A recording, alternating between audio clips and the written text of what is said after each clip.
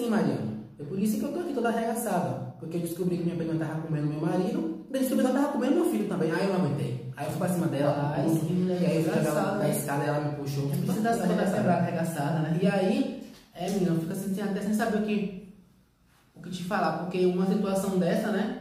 Você fez bem jogar ela pela escada, mas ela te puxou ainda, né? Então, eu acho que ainda ficou pior a situação. Porque... Eu não entender porque você tá comendo cigarro assim. Eu, hein? Vixe, mulher, eu peguei seu cigarro que eu nem vi. Pois é. Então, não falou isso, nem vou nada. Eu peguei meu cigarro assim, então, assim, desorientado, norteado. Eu já peguei seu cigarro, já fui fumando, já fui falando. Fica na paz de Jesus. Olha, não faça nada, não queira matar ela não, porque você vai ser presa. E entregar as mãos do Senhor, que o Senhor vai queimar ela, vai cortar ela. Olha, eu tô assim, deixa ele, fica aí. Gente, que nada, eu vou matar ela, vou acabar com ela, vou matar ela.